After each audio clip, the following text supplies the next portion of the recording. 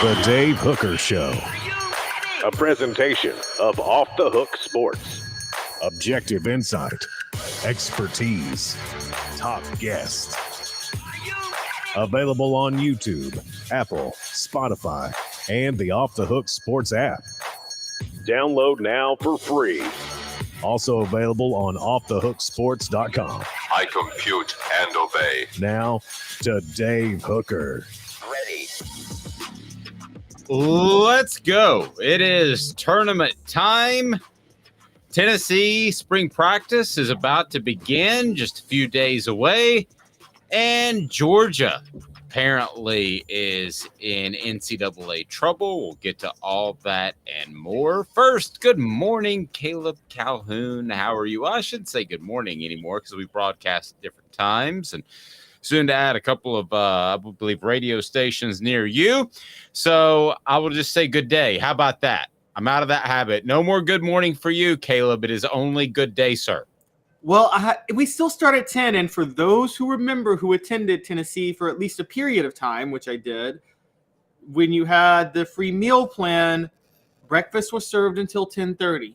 Therefore, you get to say good morning until 10:30. Okay, I can roll with that. But when we're on all these different stations and stuff, and it airs at 7 o'clock at night, it's going to sound a little bit goofy if we say good morning. So maybe we'll revisit that in a private Off the Hook Sports meeting. Good Wednesday, March the whatever. Yes, that's exactly what we'll say. So good. Well, I mean, some might even broadcast it. Anyway, so here we go. Off and rolling. Ron Slay scheduled to join us as March Madness is in full effect.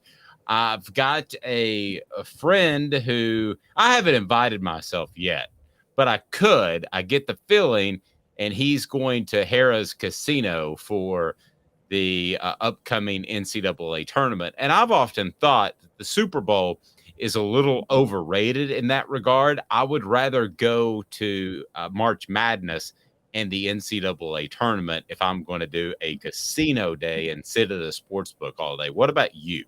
Because you've done this before. Didn't you do this during the Super Bowl, or when did you last do this?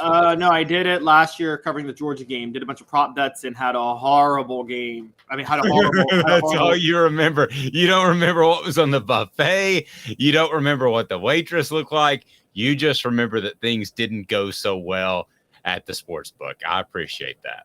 Yeah. The thing with March Madness is you have to be careful with this because, and I got sucked in it with the Super Bowl. So I think March Madness, it depends on whether or not you're the casino or whether or not you're the gambler. If you're the gambler, you probably like the Super Bowl better.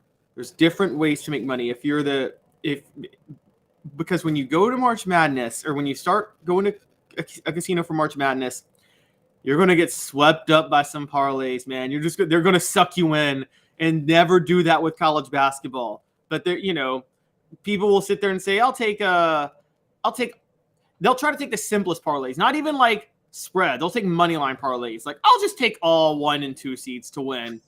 And one of them loses when you do that. So am I allowed to invite myself? Because it's a potential client I really want to work with, and I'd be at a casino all weekend watching March Madness. Can I invite myself to that? Yeah, why not? Okay, I think I will. I mean, watching games at casinos is actually so much more fun than watching them at home or being at a bar or even being at the game. Sweet. All right, hit that thumbs up button, like it. We greatly appreciate that. Already a big crew on board in the morning. Raleigh says, good morning, guys. Dave, I like that jacket. Where do you get it? My mom buys all my clothes because that's the only thing you can really buy me, because if there's something I want, I just go buy it myself. I don't know, like a website. And she always goes to like Marshall's and gets it's polo stuff, but she only pays like half price because we're cheap, poor. But it is a great jacket and I love it. Thank you. And so Raleigh says, say good day. We will beware the Ides of March, says Travis. I think Tennessee should. Tennessee at number 5 in Fox Sports pre-spring ball poll. They should be in the top 3. I'm going to give them, though, a little respect for having them in the top 5. I'll take that, and we'll dive into that, if not today, then tomorrow. So I kind of think that's respectful. Caleb, you? Yeah, I mean, if they're top 5 in the preseason poll, I mean, I thought they should have been top 5 when they finished. I wouldn't have had them top 5 in my preseason poll, though, so I'm going to give them respect for that. Although we talked about it, by default, we kind of did earlier this year. We were like, it's hard to see more than 4 teams better than them. But it really is. I mean, the bottom line, because you don't think TCU is going to repeat what they did. Let's assume the quarterback position works itself out at Tennessee. And then you've got Georgia's going to be Georgia. They're going to find a quarterback, I believe, although there are NCAA issues there now that we're going to talk about on the program.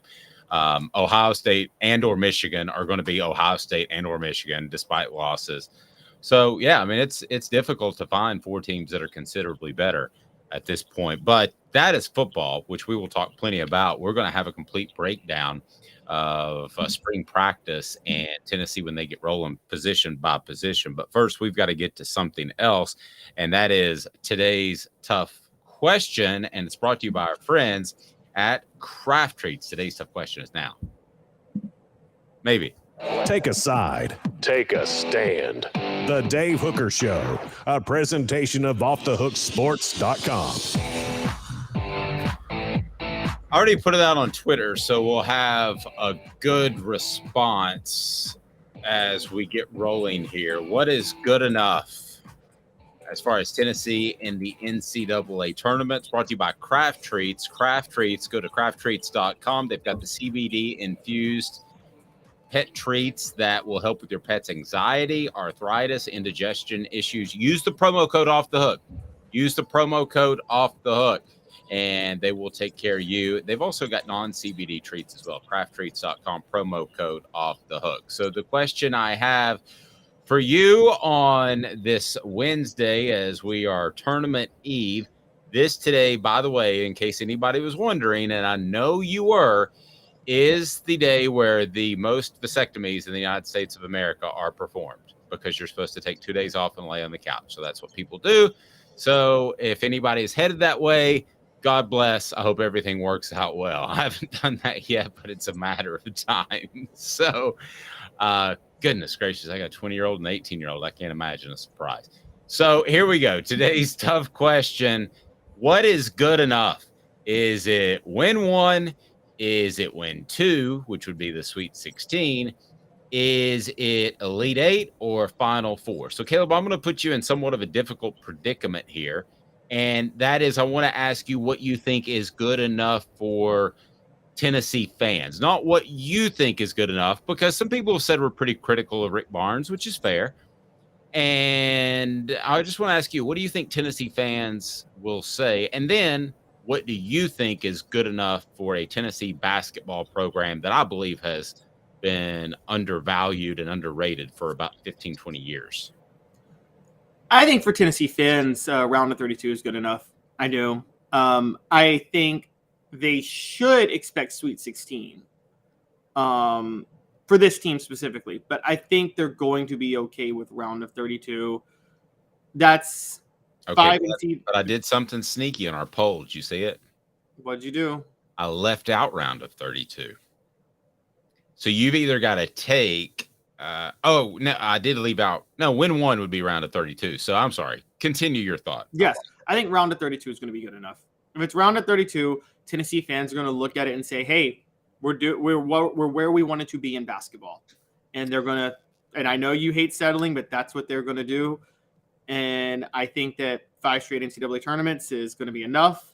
And so, yeah. Now, if they lose first round, talking a totally different conversation. The one thing that works in their favor this year is that Zakai Ziegler being hurt gives them works in Rick Barnes' favor. Rick Barnes' favor. In terms of, if they don't go far, we know this is not the same team without Zakai Ziegler. We've seen enough now. They don't really have an identity without him. And I mean, that's why they could potentially lose the first game. Well, I'm going to go ahead and tell you, I think that based off the poll and based off talking to people, I think win 1 and play a tight game with Duke, because they're Duke, even though most people can't name 3 players off Duke's team, because, as you pointed out, it's not a regular season sport. I think most people would say win 1 and a tight game with Duke, and bam, I'm good to go. I feel good about that. Got some exposure with Duke. I don't think you should feel like that. I think you should feel like the Sweet 16 is a bare minimum each and every year. And I know those are high expectations, but I said this before earlier in the week. I think that in terms of Tennessee, they should be in the Final Four once every 5 years and make the tournament each and every year. So I think according to Dave, Tennessee should be Duke in basketball and Alabama in football. Yes, they've got the money. Why can't they be? No, I mean, I get it. I get it. You're right. They do have the money. They shouldn't. They have the resources to not settle for less. Okay, here we go. Last time Tennessee was a 4 seed was in 2000. They are a 4 seed now. Play Louisiana, then potentially Duke in the second round. How did they do back in 2000 when they were a 4 seed? I was there. I remember, and that was quite something. Last time they were a 4 seed, how did Tennessee do? They were the 4 seed. And by the way, we talked about this yesterday. That team won to share the SEC regular season title. This team didn't come close to that. They somehow both got 4 seeds. You're right. That's respect for Rick Barnes versus no respect for Jerry Green, because there's no reason that Jerry Green team shouldn't have gotten a 3 or a 2 seed in the tournament. But they got a 4 seed. They won their first game against Louisiana Lafayette by 5. And then they vanquished, at the time, the defending national champs, UConn Huskies. And what was yeah, but you had the little fat guard who turned his ankle right before. Oh. It was the little fat guard. I don't even remember. The pudgy guard. He had the pudgy face. He was supposed to be the next Ray Allen, and he wasn't. Anyway, he turned his ankle, and I watched him in pregame warm-ups. I was like, if I bet, I was going to bet on that game. So what you're saying is the only Sweet 16 Jerry Green could get that loaded team to was one off an injury? Pretty much. Pretty much by the little fat guard. So they get to the Sweet 16, and what people forget, there was a series of upsets by the time they got to the Sweet 16, because 2 seed Cincinnati had got upset by Tulsa. 3 seed Ohio State had gotten upset by Miami. And 1 seed Stanford had gotten upset by North Carolina. So Tennessee was playing not your father's North Carolina. They were playing a Posteen Smith, not yet Roy Williams, North Carolina program that was an 8 seed. And Tennessee was far and away the highest seed in this bracket. And it looked like their first Final Four was en route. They got a 9-point lead against North Carolina with about, 10 minutes to go in the Sweet 16. And you bring up Julius Peppers coming in. I bring up Jerry Green decides, hey, let's just shoot a bunch of threes with 30 seconds on the shot clock the rest of the way. If Brendan Hayward doesn't get in foul trouble, they win that game easily, because Julius Peppers came in because Hayward got in foul trouble. And then suddenly it was like everything changed. And I'll blame Mark Packer of WVLT in Knoxville, because he came up to me and he goes, looks like they got this one, which you never say during a game, Never. Especially in the media, because you have a vested interest, because you want to go to the next site and the next site, and you want to cover a Final Four. That was a pretty good run for Dave. That was a Fiesta Bowl, Super Bowl, Women's Final Four, and the series we're talking about against UNC in my first 3 months at then WNOX. So I was off and running and pretty happy about my travel schedule. But that UNC game is one they should have won. By the way, it was Khalid El-Amin. That was the fat UConn guard. Do you remember him now? I do not, actually. He was a pudgy little guard. He was good. Be sure and click the like button. We appreciate that. And if you haven't subscribed at this point, you need to do so. So that was the last time. And I believe they would have beaten Tulsa. They would have played Tulsa. So they had every opportunity to make the Final Four. It was laid out for them, and that just didn't happen. Now, you go back to 1999. Did you mention this one lost to Southwest Missouri State by 30? Do you remember that? I don't remember it, because at the time I was living in Memphis, and actually I was so young at the time that it was like, while Tennessee football was big in Memphis, the only big thing in Memphis basketball wise was Memphis basketball.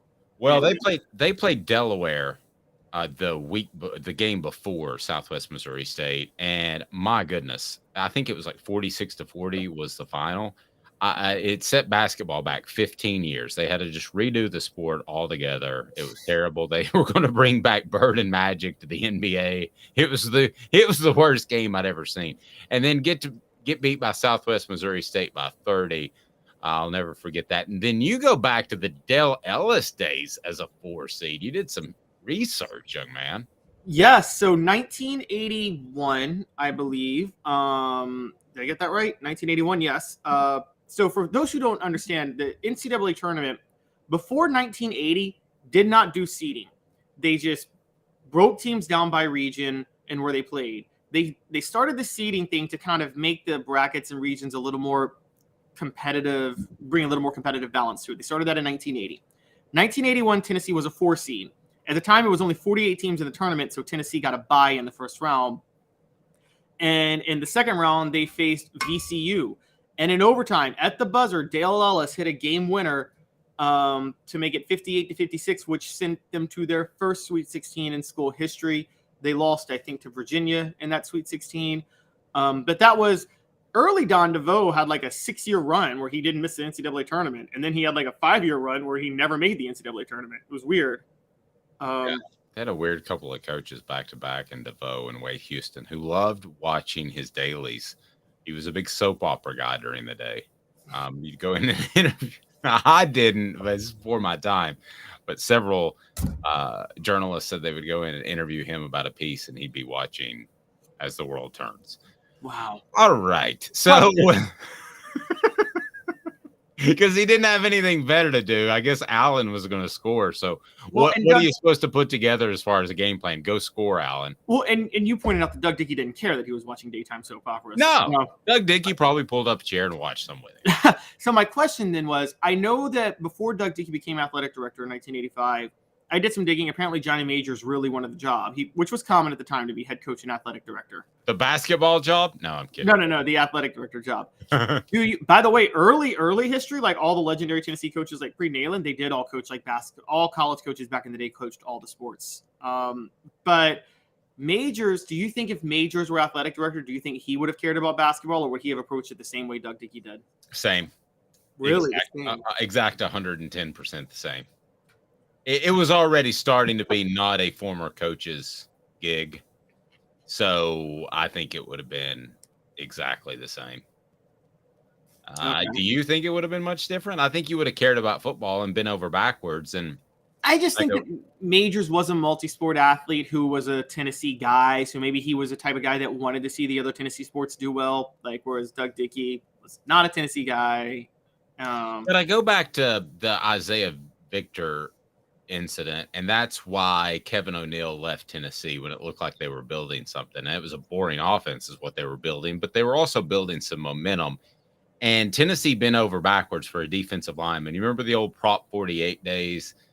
There's something called Prop 48 in recruiting where you could show up and you could practice, but you couldn't play. You weren't eligible to play because your grades weren't quite good enough, but they were good enough to get in school theoretically. So Tennessee fought tooth and nail to make sure the defensive lineman, and you would know his name. It escapes me now. It's been so long, 25 years. But wasn't John Henderson that Prop 48? No, it was slightly before him. It was just I thought it was John Henderson might have been a Prop 48. He couldn't play on the 98 team. You're right. He was a Prop 48. So, but they fought tooth and nail to get a player eligible, and they didn't fight as hard for Isaiah Victor.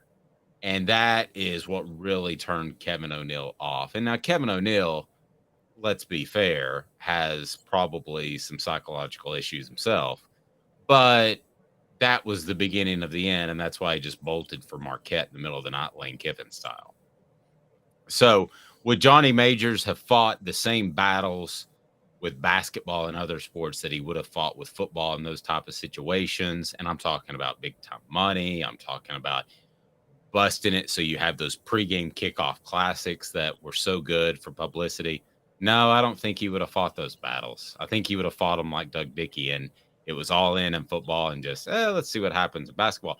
But again, Caleb, you and I make business decisions every day. We only have so many hours in the day, and there are certain things that benefit off the hook sports by 5%. And if you got to choose between that 5% or the thing that's 95%, that makes an impact in the media world, what are we going to focus on? I don't take it as a shot at those guys. I would have done the same thing, quite frankly. The only reason I do is you bring up that like that was the golden age of college basketball, and it's almost like they missed out on the golden age of college basketball. That's fair, but you didn't have 39 associate athletic directors running around. So there was not enough bandwidth. Right. If you had 39 associate athletic directors, like became the case in the late 90s and early 2000s, throughout the 2000s, then yes, somebody can work on putting that Atlantis tournament together and making sure that Tennessee's in it and they play Duke and Kansas.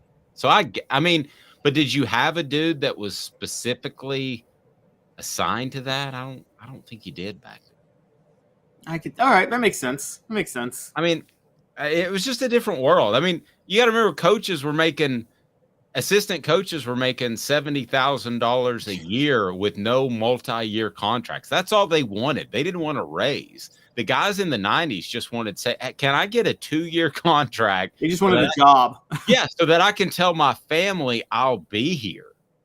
That's all they wanted.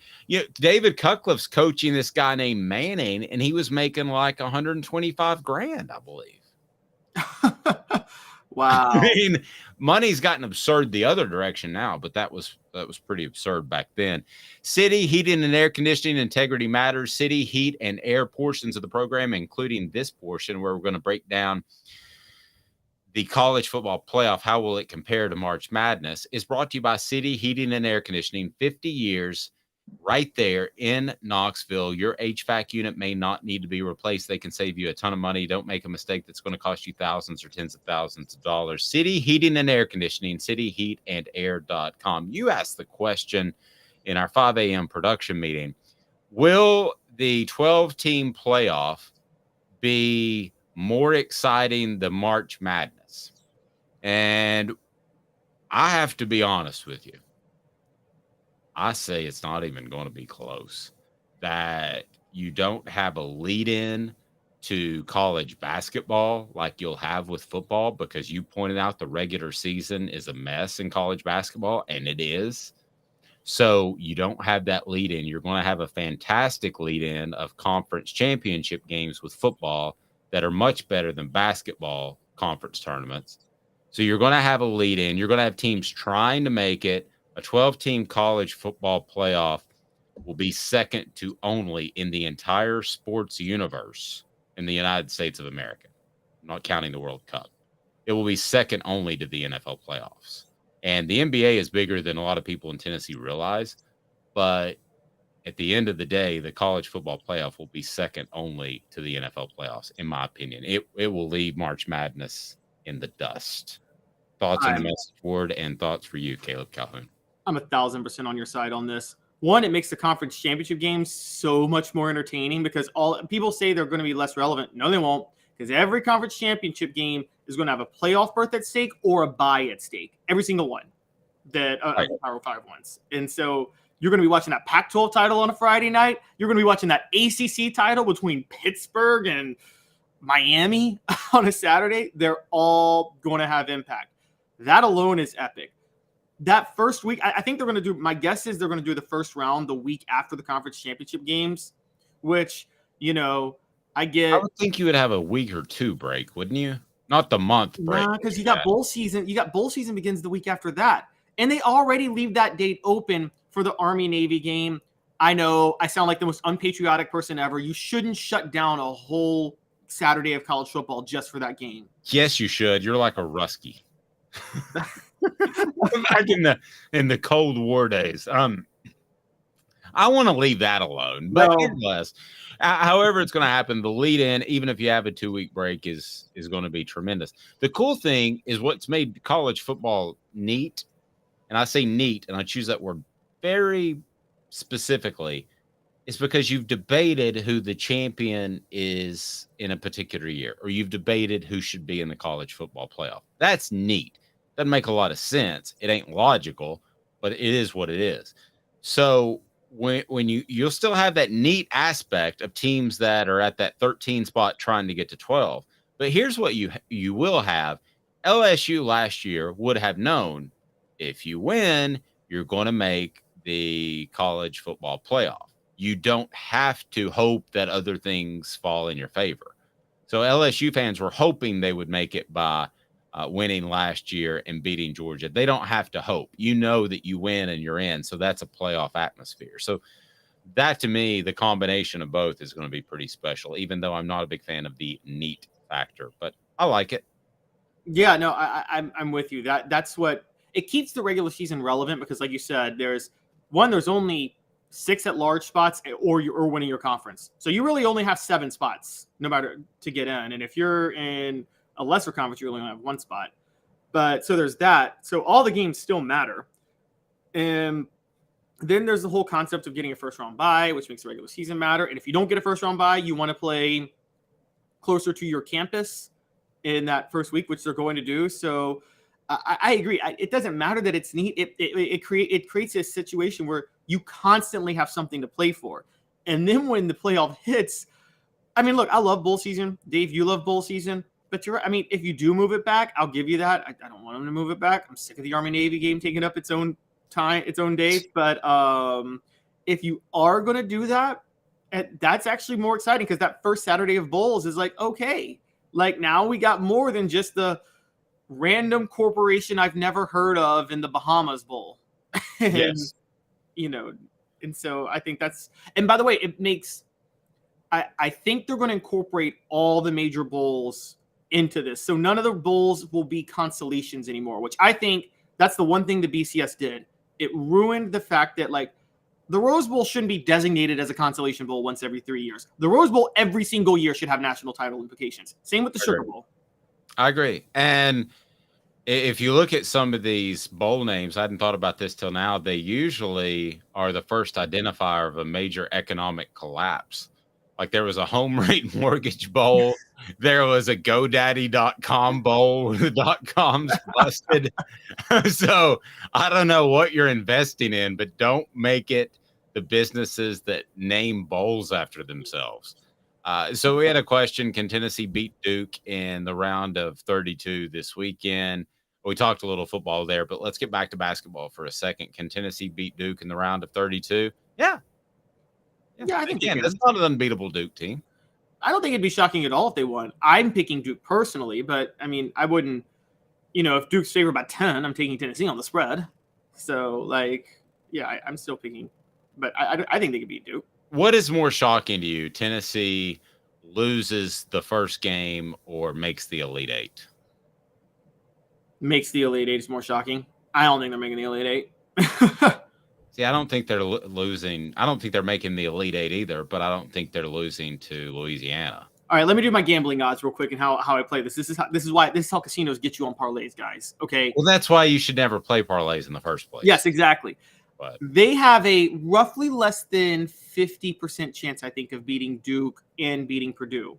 Now, beating both of those teams, I think it's doing a roughly less than 50% chance of something twice goes down to like less than 25%. I say they have right at about a 25% chance of losing the game Thursday. 25%. Okay, well, I go 25%. Yeah, there's a less than 25% chance that they beat both Duke and Purdue. I think I would have it more along the line. Have you seen the spread on the game, by the way, on the Louisiana game? Last time I checked, they were double-digit favorites, but I don't know if they're still double-digit favorites. I'm looking it up now. Well, they're favored by 10.5. Okay, I think there's about a 10% chance they lose in the first game against Louisiana. I think there's about a 25% chance something happens right in front of them in the bracket because it's crazy. It's March Madness and they make the Elite Eight. So I'll say more likely between the two, the Elite Eight. Coming up, we are going to talk some realignment. Is the SEC done expanding? Perhaps. I've been led to believe as much. I'll share some of my the context of some of my interview with Greg Sankey last year, and also some news coming out about realignment, what that could mean. I think there's going to be another move, but I don't necessarily know that it's going to be before the college football playoff goes into effect next year. I'll tell you why. Stay tuned. He's Caleb Calhoun. I'm Dave Hooker. Off the Hook Sports. Give me 2 minutes. Family has been creating jewelry since 1986, each piece unique with a story all its own. I'm Rick Terry with Rick Terry Jewelry Designs. I'm a jeweler, and I want to be your jeweler. We're grateful that you chose us to be Knoxville's best jeweler. My family and staff look forward to serving you. So please come see us. Kingston Pike and Campbell Station Road in the heart of Farragut and downtown on Gay Street, right next to the Tennessee Theater. Inflation has risen to the highest level in over 40 years, according to the April 2022 U.S. Inflation Calculator. Will your investments provide you the income you need in retirement?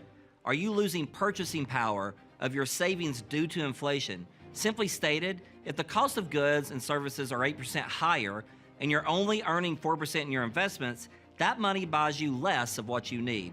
Right now is the time to act. Call Guardian Investment Advisors today. Hey folks, Gary Viles here. I want to personally invite you to North Knoxville's newest sports bar and restaurant. It's Big Orange Phillies, located in Black Oak Center. And yes folks, it's happening in Halls. Big Orange Phillies offers family-friendly environment with homemade meals and the best deli-style subs around. Billiards, darts, jukebox, shuffleboard, and cornhole, and a full bar. We also offer valet parking on weekends and during special events. We even have a covered back patio. It's happening at Big Orange Phillies. We want, we need, and we appreciate your business. Hi, Mike Davis here with City Heating and Air, reminding you to always dare to compare. Our team provides quality local heating and air service, installation, and maintenance across East Tennessee.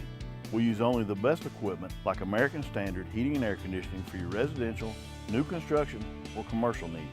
Honesty, dependability, and customer satisfaction have been the cornerstones of our business since 1961. City Heat and Air. Dare to compare.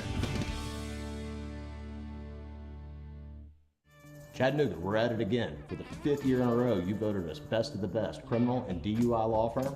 And finalists for best law firm and best personal injury firm. Thank you for the love, Chattanooga. We won't let you down. Do you want to own the more that owns every job? Then get to Vassey Lawn and Garden in Cleveland and get you a Toro. I'm David Vassey, here to talk to you about Toro. With a Toro Zero Turn, you'll get more out of every minute and you'll reach the finish line faster. At Vassey's, we like to say, no matter if you're mowing 3 acres a week or 11 lawns a day, homeowners and business owners alike find confidence in equipment they can trust from top to bottom. Vassey Lawn and Garden, Highway 60 North in Cleveland. Man alive, it's worth the drive. Got cataracts? We can fix that. Never miss another moment. With a little help from Doctors Campbell, Cunningham, Taylor, and Hahn at cctis.com. You're listening to The Dave Hooker Show, a presentation of OffTheHookSports.com. The internet is full of pictures of each and every one of you. Available on YouTube, Apple, Spotify, and the Off the Hook Sports app. Download now for free. Is there nothing you people can't do? Also available on OffTheHookSports.com. Portions of the program brought to you by Zool Beer, the official craft beer of Off the Hook Sports, xulbeer.com. Zool Beer has parking downtown, great panoramic view of the city in Knoxville, and also worldwide award-winning craft beer. How about that? Pretty strong. I asked the question, what would make you happy with March Madness? And from John, I got it depends on if the team versus Alabama shows up or the team versus Colorado shows up. That is one thing that's frustrating about this team. Please hit the like button and the thumbs up. We appreciate that. It helps us open up to more channels. And for a defensive team that should know itself, the inconsistency is befuddling, Caleb. If you're a defensive team, shouldn't you be consistently a defensive team that's in games? And well, they have usually been a defensive team. I'm going to defend their defense on that. I think there's two factors. Missouri is a different type of matchup because Missouri is just so efficient offensively shooting. And that last game against Missouri, they played without Zakai Ziegler. And again, their defense is a totally different defense without Zakai Ziegler. Most of their losses we saw this year was when their offense just got lost for long spurts. And this has actually been a problem with Rick Barnes for a long time. Even the Grant Williams and Admiral Schofield years, when they were number one for 4 weeks, they had games, they had periods in those games, I mean long stretches. We're talking 5, 7, 10 minutes where they couldn't buy a bucket. They just couldn't score. In that tournament, they were a 2 seed. They played Iowa in the second round. They built a 25-point lead on Iowa, and Iowa came back and took it to overtime, and they needed overtime to win. I mean, so this is just, it's a Barnes thing. the problem is they just have these dry spells on offense. I mean, just long, insane dry spells that just make you want to pull your hair out when you're covering them. Want to talk some expansion or lack thereof, also how that will affect the pack, whatever it is now. Just fill in a number. It seems like it changes from day to day. And the Big Ten. But first, it is my favorite segment because it's based off Norm Macdonald. You got to love Norm. Give me on the message board what would make you happy with March Madness. How deep does Tennessee need to go to make you pleased with the run and this season? But first, it's time for What the H? What the? What was he thinking? Release the hounds. The Dave Hooker Show. Keep cool. A presentation of OffTheHookSports.com. Today brought to you by Campbell, Cunningham, Taylor, and Hahn. I can see I had LASIK, no glasses, no contacts. It's unbelievable. I can see up close and see far away, and they're local. You'll love Campbell, Cunningham, Taylor, and Hahn. So this coming from Jason McIntyre. Now, Jason McIntyre is with Fox Sports, so I haven't seen this reported elsewhere. This is pretty new, but I expect it to spread like kudzu, as my grandfather used to say. He says on a tweet, sounds like we're going to hear in the coming days, weeks about the Georgia Bulldogs football program and recruiting violations. NCAA is doing more than poking around. Nervous football office right now in Athens. My quote guess is slap on the wrist. So I know that there are a lot of Georgia fans out there. They're going to say, "Oh, these guys are a couple of homers for Tennessee." But if you followed the program, you're not. There is an issue that is beginning to cultivate itself in Athens, and it is a mindset that I believe stems from the head coach and his ultimate desire and need to better his mentor, Nick Saban. And I believe that discipline has been an issue. I think that's very evident in the drag racing things that they've had going on. And it cost a couple of people their lives, which is absolutely just terrible. And it's not the first time that's been an issue. So I think there is a tendency to look the other way by the administration at Georgia. I also think there is a growing problem in terms of the way that program is run, and that is all business, all business, all business. Now, we talk about the NIL and how it can help Tennessee and other programs bring people in, Caleb, but it also gives players the opportunity to say, you know, this ain't right. I'm not having a good time. I'm out.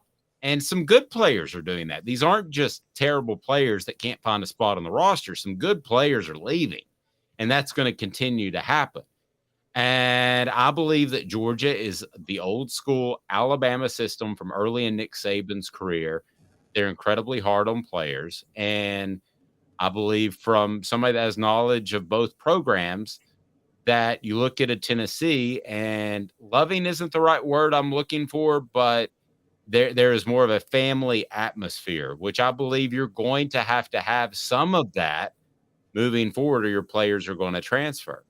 So what the H is what's going on in Georgia. Despite winning 2 national titles, I think there are some significant cracks in the armor as far as from a culture standpoint, big time culture standpoint, and a driven to succeed at all costs standpoint, which could be why the NCAA is sniffing around. Your thoughts on Georgia? Am I bringing up valid concerns, or am I reaching a little bit too early? I respect your opinion. You can be honest, but this person that told me this has knowledge of both programs, and it said it's run completely different. Georgia is than a lot of other programs currently, one being Tennessee. So your thoughts, Caleb? I agree. I think we need to add a little bit of context to this, though. You're right. It could be about Kirby Smart one-upping Nick Saban. I think it's about the administration, and I'm going to tell you why. Georgia, and, a lot of Tennessee fans never wanted to admit this, but it was true.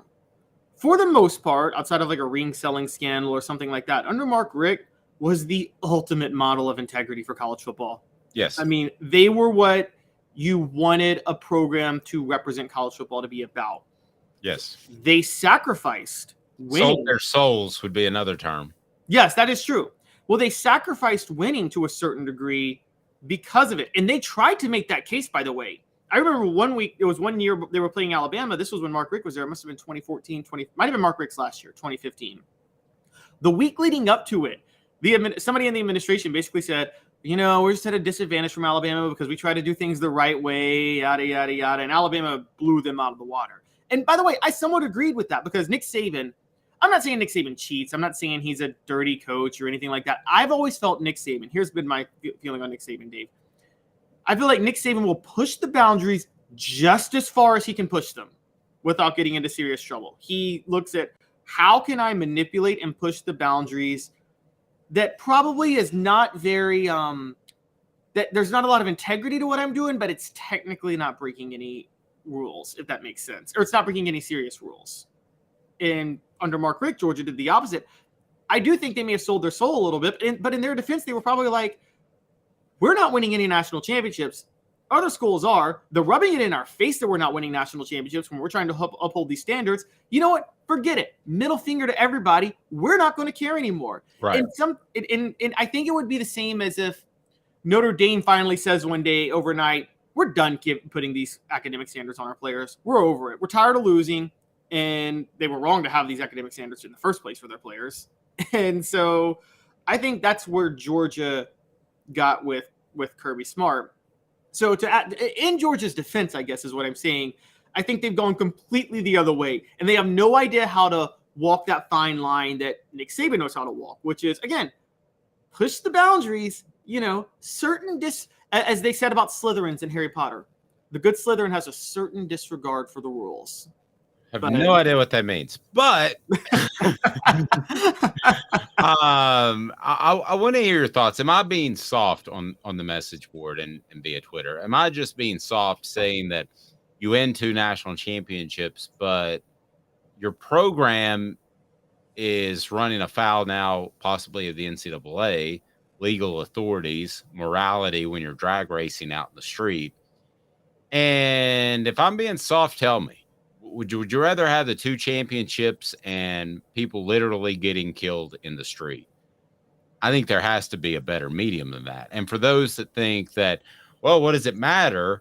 You've got Kirby Smart and he's going to continue to win for the next 20 years. So who cares? This will be a bump in the road. They'll get through it. He'll fix that.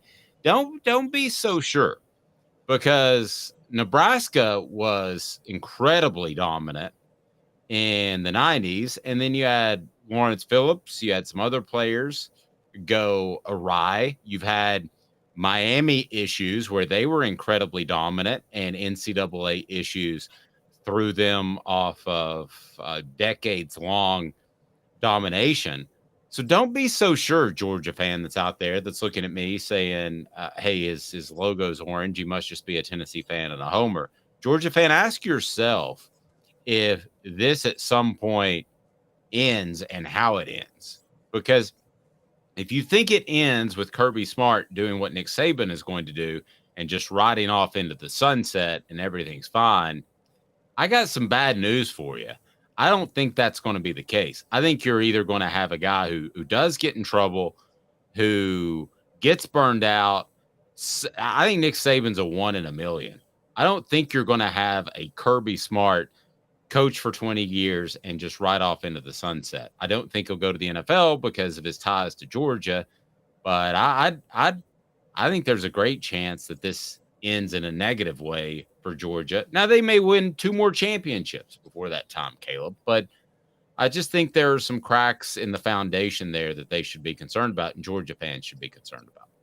Yeah, and I think the best example, ask Florida about this when they rubbed everybody's nose with Urban Meyer. I mean, they hid behind, don't you remember? We've got a great Christian quarterback. Yeah, but you also got a guy calling black security guards the N-word at country concerts. You got a guy killing people. You got a guy telling his girlfriend it's time to die.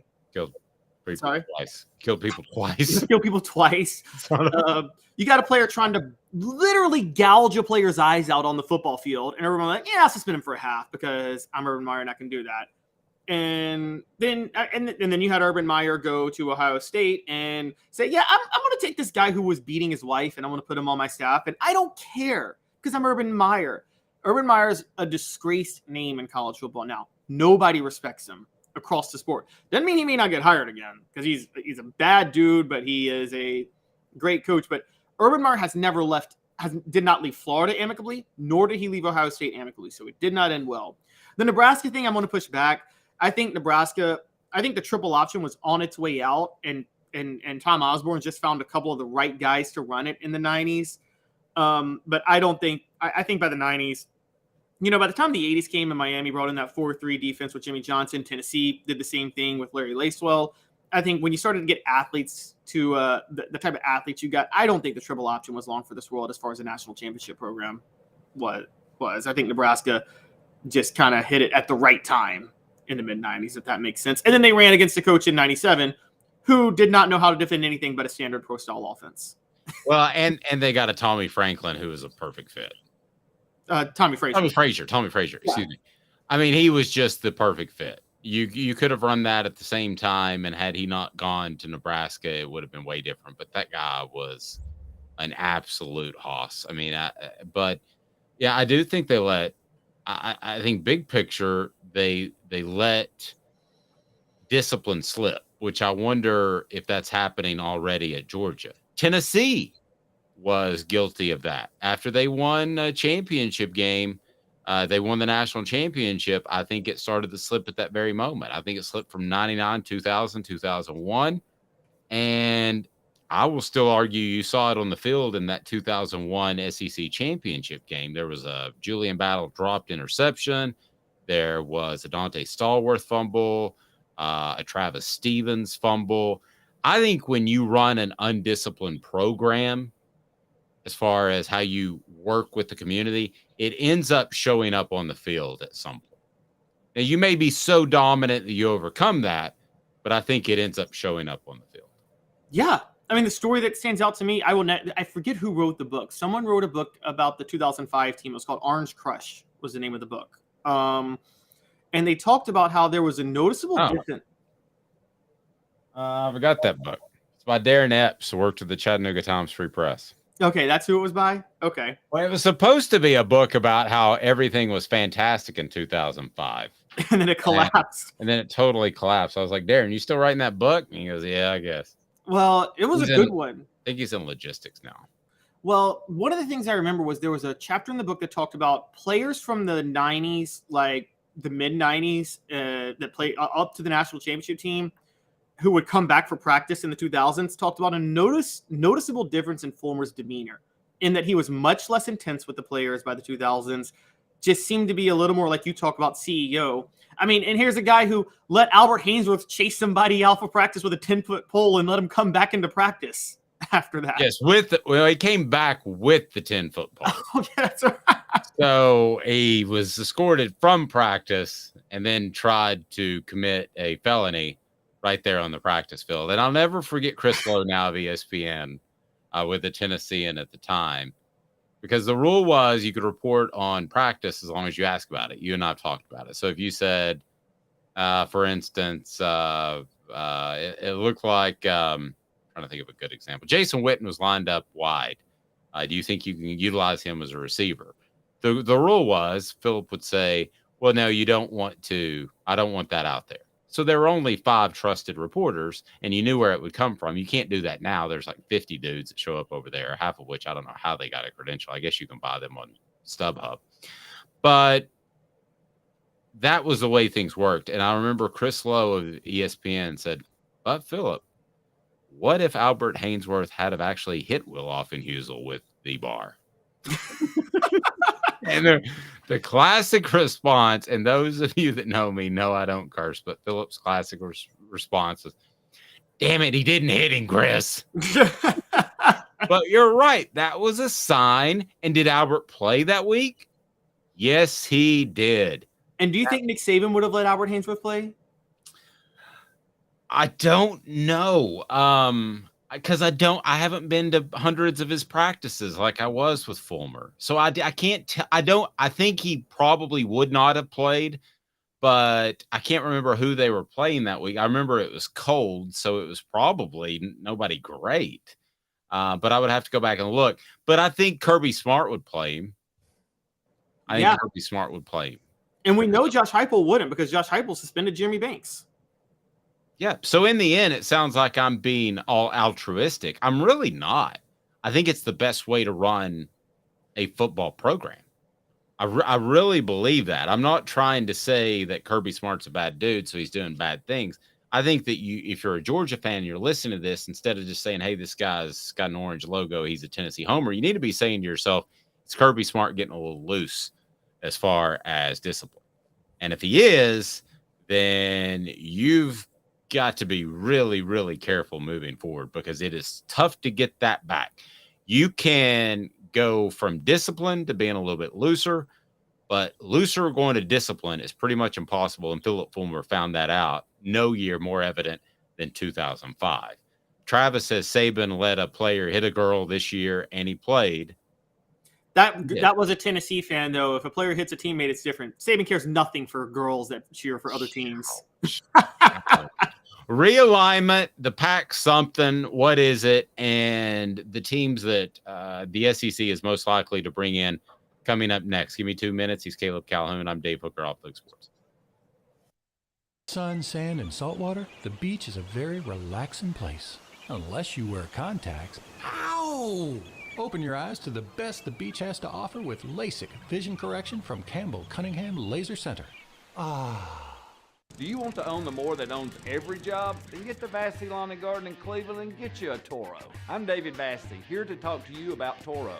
With a Toro Zero Turn, you'll get more out of every minute and you'll reach the finish line faster. At Vassy's, we like to say, no matter if you're mowing 3 acres a week or 11 lawns a day, homeowners and business owners alike find confidence in equipment they can trust from top to bottom. Vassy Lawn and Garden, Highway 60 North in Cleveland. Man alive, it's worth the drive. Hey folks, Gary Viles here, Viles Automotive on Callahan Drive. I've been selling cars here in East Tennessee for 27 years. In that time, I've come to realize it's not about the car. It's about you, the customer. So I'm here to take care of you just like family. Good credit, bad credit, you name it, we can get you taken care of. If we don't have it, we can find it for you. We go across the country to get any vehicle that you want. And here at Viles Automotive, we don't believe in fake numbers. We just give you great deals. And as always, we want, we need, and we appreciate your business. Hi, Mike Davis here with City Heating and Air, reminding you to always dare to compare. Our team provides quality local heating and air service, installation, and maintenance across East Tennessee. We use only the best equipment like American Standard heating and air conditioning for your residential, new construction, or commercial needs. Honesty, dependability, and customer satisfaction have been the cornerstones of our business since 1961. City Heat and Air. Dare to compare. Chattanooga, we're at it again. For the 5th year in a row, you voted us Best of the Best criminal and DUI law firm. And finalist for Best Law Firm and Best Personal Injury Firm. Thank you for the love, Chattanooga. We won't let you down. Our family has been creating jewelry since 1986, each piece unique with a story all its own. I'm Rick Terry with Rick Terry Jewelry Designs. I'm a jeweler, and I want to be your jeweler. We're grateful that you chose us to be Knoxville's best jeweler. My family and staff look forward to serving you. So please come see us. Kingston Pike and Campbell Station Road in the heart of Farragut, and downtown on Gay Street, right next to the Tennessee Theater. To the Dave Hooker Show, a presentation of OffTheHookSports.com. The internet is full of pictures of each and every one of you. Available on YouTube, Apple, Spotify, and the Off the Hook Sports app. Download now for free. Is there nothing you people can't do? Also available on OffTheHookSports.com.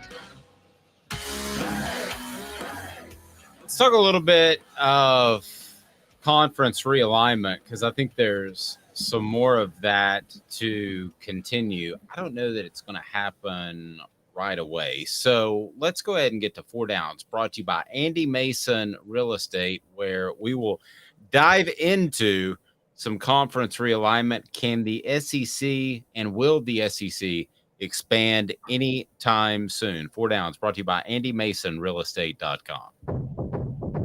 4 Downs. 4 questions. 4 answers. The Dave Hooker Show. 4 Downs, a presentation of offthehooksports.com. Again, brought to you by AndyMasonRealEstate.com. Over 40 years of experience right there in Knoxville. And AndyMasonRealEstate.com will save you thousands, if not tens of thousands of dollars. Best service, best prices. AndyMasonRealEstate.com. It is that simple. So here's what we're going to do at 4 Downs, which is a little bit different. We're going to take some of Greg Sankey's comments on Paul Feinbaum's show, and I'm going to ask you if you believe them or not, Caleb. So here we go. Are you ready? I'm ready. And for the record, for context, this was on an interview he did with Feinbaum last Friday. Right. Okay. So saying, I'm sure that was around the SEC basketball tournament. So he says, quote, "I'm not a recruiter and I respect my colleagues," when he was asked about Oklahoma and Texas. He said Oklahoma and Texas approached him, not the other way around. First down, do you believe that or nay? I actually do believe that. I'm not saying that the SEC wouldn't have approached Oklahoma or Texas in the past, but if they thought there was a realistic chance of them getting Texas, they'd have approached them over Texas A&M 10, 12, however many years ago. So I think that I actually do believe Greg Sankey that Oklahoma and Texas approached the SEC. At the very least, I think Oklahoma might have. And I think the SEC saw blood and was like, oh, we could get Texas if we get Oklahoma. I believe that for the reasons you just said and the leak that Texas and Oklahoma were joining the SEC. It was during SEC media days. The SEC would not have timed it out like that. And it was like with the St. Times Pioneer Press or something that broke the story. So I think it came from Texas or Oklahoma.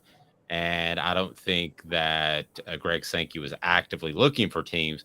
But by the same token, I think the door was open at any point. Second down, Sankey said, "We need a time of setting, a time of collaboration."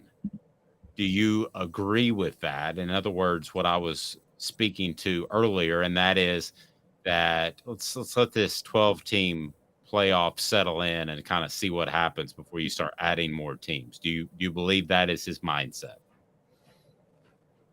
No, I don't. I think that he is thinking ahead, but I don't think if anything, that's to deter the Big Ten from expanding further, because he doesn't want them to poach potential teams that they would go for if expansion continued. I'm going to go weak sauce on this, and then I'm going to half agree. We need a time of settling, a time of collaboration. I think that's true. I think there are some schools, Notre Dame specifically, that you would take if they called and you would get it done by this afternoon. So I don't think that's 100% true, but I do think that's his mindset. Third down, we will be the 16-team super conference starting in 2024. That, according to Greg Sankey, is that statement true? Third down. That's absolutely true. That's absolutely true. I mean, the Big Ten could expand to 24 teams, and the SEC 16 would still be a super conference given the brands that are in that conference. Well, okay, I'm going to disagree because I don't think it's a super conference without Big Ten representation. Now, a super conference to me has representation from all over the country. That's what I define it as. Now, it may be the superest conference, if that's not a word, but it may be the most super conference, and better than the Big Ten. But I would argue that to be a super conference of 32 teams, you're going to need representation from out west. You're going to need representation from the Big Ten area. So I don't think that's a super conference. And in the way I envision it, I don't think 16 teams is it. Now, he also said, as far as scheduling format, 1 team, 8 games, or 3 teams, 9 games with a permanent opponent. Said the analytics prove that actually brings more competitive balance than divisions. Do you think that the SEC will have divisions in 2024? I'm going to go first on that. I think that's a heck of a hint. that they're not going to have divisions and they're going to have something else, which is not what we've been led to believe to this point. I don't think anybody knows, quite frankly, Caleb. I'm pretty sure they're not going to have divisions. I think they think this is best, but I think he's lying when he said the analytics prove that this makes for a more competitive, balanced scheduling. No, it doesn't. There's going to be a team.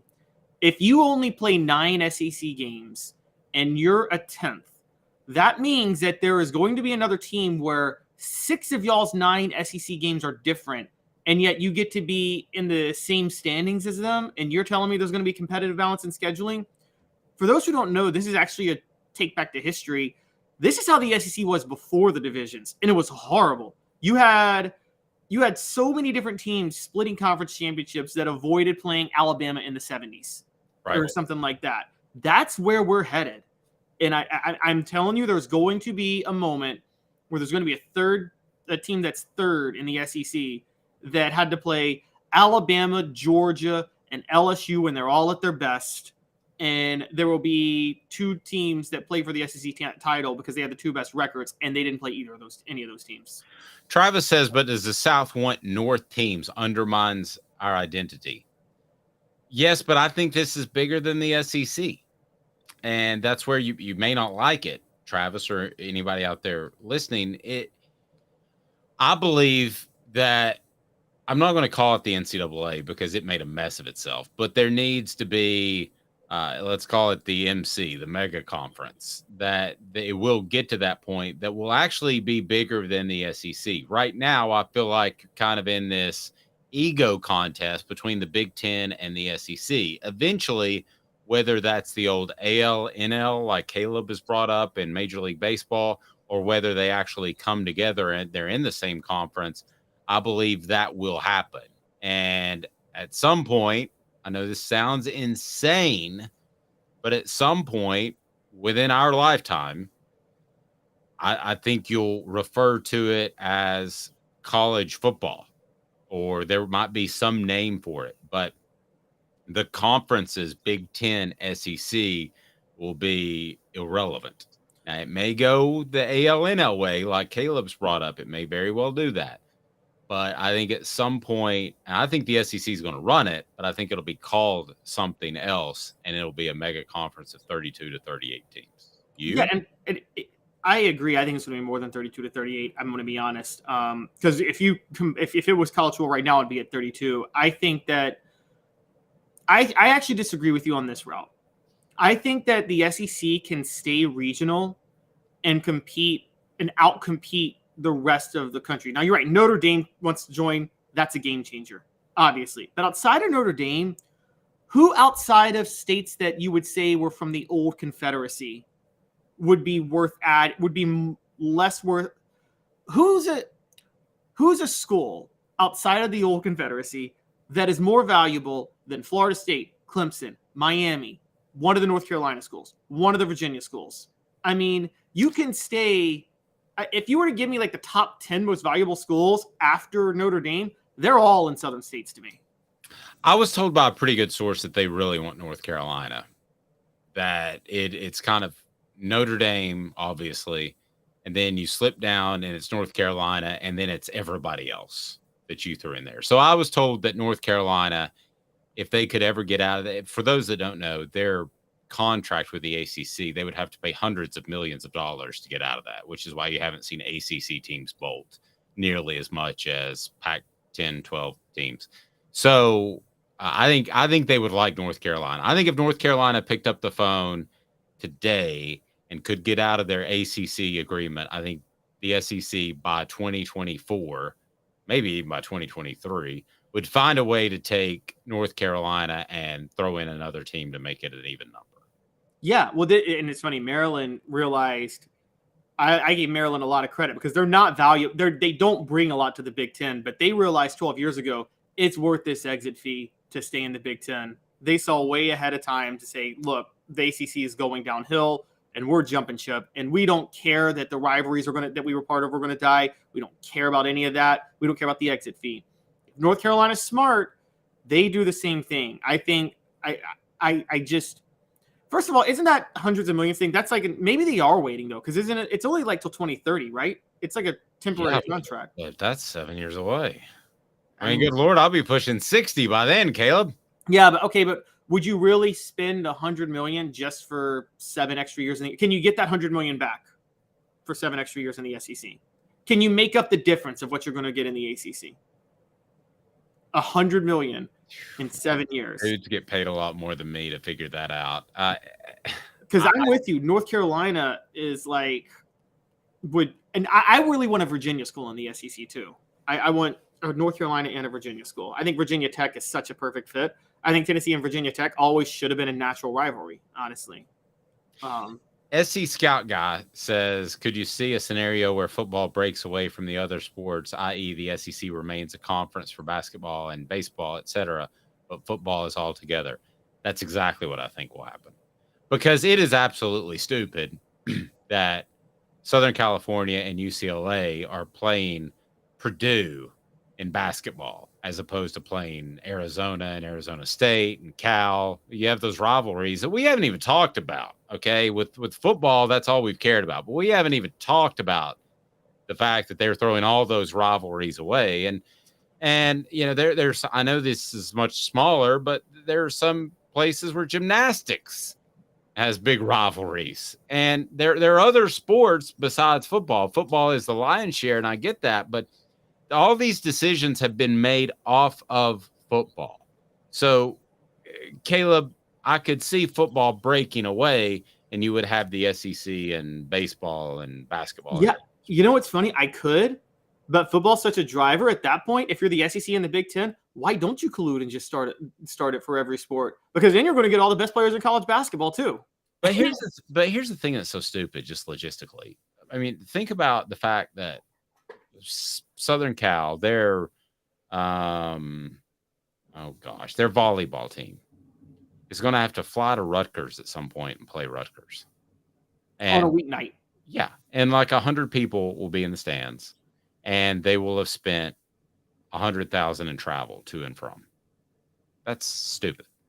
That's just stupid. I mean, that is logic. I don't use stupid a lot, but that's not ignorant. That's stupid. That's logically dumb. It is. It's no dumb. I mean, it's not much dumber than Nebraska already has to travel to Jersey to play Rutgers. I mean, I know it's further with USC, but I mean, you know, this is why, for the record, this is why Hawaii was never in a major conference. Think about it. Teams have to play Hawaii in the Mountain West WAC, whatever it is. And you got to, on a weeknight, fly to Hawaii to play them in a basketball game. And so, you know, what do you do? I remember and I remember they tried to promote that with that duck, and it always go whack, whack. It's bad. Caleb, that was a bad joke. Aflac. Oh, yeah. Whack, whack, whack. It's bad. I want to apologize. Oh, Lord. Yeah, right off the get for that. We might even use the very rarely used rim shot for that. Or just maybe, how about just... By the way, that's what that joke was worth. It's crickets. It's bad. Take your shots. You're going to miss occasionally. The funny thing about the Big Ten is people look at the SEC as a traditionalist because they want to be regional, but they can be regional without being traditionalist. The SEC is usually the one that breaks the mold. The Big Ten is the traditionalist. If the Big Ten schools were smart, if Michigan were smart, I'm just going to say it, and if Ohio State were smart, they would raise their stadiums and build domes.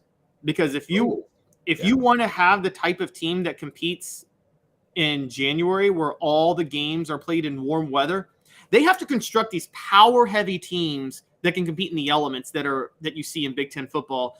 And then January comes, and those teams are not built for speed in games in Arizona or Georgia. They're just not. This leads us to another topic I know you wanted to dive into. Is the Pac-12 Big 12 merger even relevant? In a lot of ways, I think that it's not. I think it's the way for I think it's the way to survive for those teams. But ultimately, if there is this super conference of 32, 38, 48 teams, whatever it's going to be, they're going to cherry pick the teams they won. They're not going to say, oh, we'll take Washington State because we want Washington, and they're now in this Pac Big 12 thingy. So we're going to take Washington State. I don't really think it matters long term. You're going to take the teams you want, and you're not going to be forced into taking a team you don't want just because they're in some sort of made up conference. No, yeah, that's not going to stop them at all. And no team is going to agree to some ridiculous exit fee like the teams with the ACC did to join that conference. So I think this Pac-12 Big 12 alliance, more than anything, if it happens, would be to stave off the American poaching some of these. Because right now the Big 12 or Pac-12 could fall to a group of 5 conference could overtake them. And so I'm with you. I think that, look, I'm with you. This is all going to stabilize itself one day. We don't know when, but there's going to be one or two super conferences that get the teams they want, and then everybody else, and there's going to be some sort of, I agree, I think AL, NL. I think the Big 12 and Pac-12 merger is to position themselves for that, knowing that they're probably going to lose some other teams. Let's be honest, Dave. Oregon's going to the Big 10. I don't know when. I don't know how it's going to format. Oregon's going to be in the Big 10 before 2030. They just will. And if you lose Oregon, how can you even have a Big 12, Pac-12? They're not just going to lose Oregon. They're going to lose Washington. Well, then all this talk is, and that's what you mentioned. And they're going to lose Stanford or Cal, one of those two. Yeah, those are the teams you want. You don't care about Washington State or Oregon State. No, you want Oregon because Oregon's a blue blood, and then you want Washington because you get the Seattle market, and you want Stanford or Cal because you get the San Francisco market. And Elias says zero trust between the schools. Yeah, well, blame that on Southern California and UCLA. They just gave their big middle finger to everybody and just blame it on Larry Scott. Larry Scott signed this dumbest TV deal of all time. The Pac-12 commissioner. That too. But for goodness sakes, at least Texas, Oklahoma was somewhat regionalized and made some sense. UCLA and USC, it was like they were the last people stranded on the Titanic and they just jumped. They could have stayed there, and I think college football would be better if you had 3 really good conferences. What do you do with USC, Dave, though? What do you do? Try to save the Titanic or get onto another ship? Yeah, I'm getting on a lifeboat. I'm getting on that Big Ten lifeboat as soon as I can, and I'm pushing Leonardo DiCaprio off of the door, and he can go ahead and fend for himself, because I'm sticking right there on that Big 12 plank of wood in the middle of the Atlantic Ocean. Exactly. It's better than being on the Titanic and getting drugged down. What was it they said that was, I think, probably terrible advice? Stay on the boat as long as you can. No, don't. Get on a lifeboat as quickly as you can. Well, yes, exactly. The Titanic, if you can't get on a lifeboat, yes, stay on a boat as long as you can. But you're right. You get on the lifeboat as quickly as you can. But yes, I agree. You got to jump the sinking ship if you can. There's no reason for USC to go down with the ship when USC, and now I will say this. The funny thing is, this is where the Big Ten makes the error. I get it because it helps them with TV markets, but they're still caring about, it helps them sell to networks. I think there's more valuable programs long-term than USC. I don't think people care about USC that went to USC anymore. I think Utah is a more valuable college football program than USC. I think I'm right at that age where I'm right in the middle. And it may be partly because my son wants to go there. So we did tour the campus, and I got to see, it's a special place. And I've been to the Rose Bowl, so I think UCLA is pretty special. But I think people slightly older than me, Caleb, they look at Southern California as being a football powerhouse, and can be with the talent you have in the Los Angeles area and Southern California. I think they still view it as that. Slightly older than me, which would mean you're in your 50s plus. So can it be? I don't really think so. I think, and I'm not taking sides on liberal or conservative, but I think it's liberal out there where they're going to be more against football. They're going to be athletes. They're going to play other sports for that reason, because they're worried about the head trauma and the head issues. I don't think there's as much of a following. So I think you lose a good percentage of your elite athletes to other sports from the get.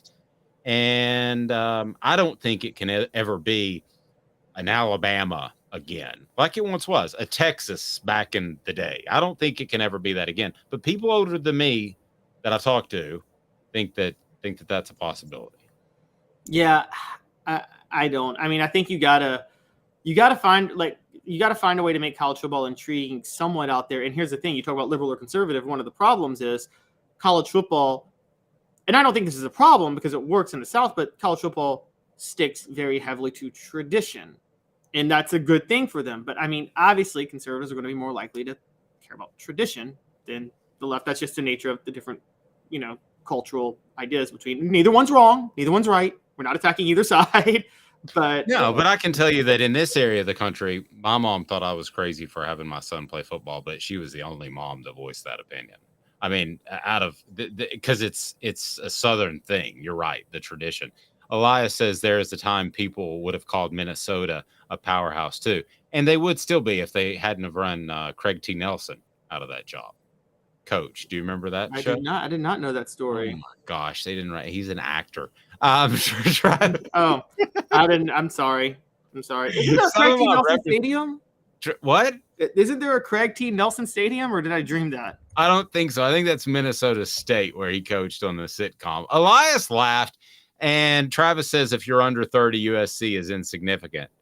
I'm afraid that Travis thinks I'm younger than I am. I did get a 37-38 at the gym the other day. Somebody said, I heard you mention it's that guy's birthday. It was Monday, by the way. And people said, he looks like he's about 37-38. How old is he? And then shrieks of horror. Have a fantastic day, everyone. He's Caleb Calhoun. I'm Dave Hooker. I'm at that age where I'm not going to share my age. So, Caleb, great job. We look forward to having a spring preview. Travis says I'm 49. How did you know that? You're a terrible person, Travis. You're not allowed to be a part of the community any longer. Before you go, I will say one of the things that helps is I'm sorry. Generations get younger per age. I've looked at old clips of NBA players in the 90s. They all look like they're 75 years old. Okay. They do. Yeah, and I'm maybe a little Botox right in the middle from looking like 43. That's the goal by the end of the year. He's Caleb Calhoun. I'm Dave Hooker. Have a fantastic day. We'll see what the Vols do, and remind you that we'll be joined by Fred White on each and every Football Friday with Fred, and we've got the big Celebrate 98 series that's coming into play, so we're excited. A lot's going on. He's Caleb Calhoun. I'm Dave Hooker. Have a fantastic day, everyone. This has been a presentation of Off the Hook Sports.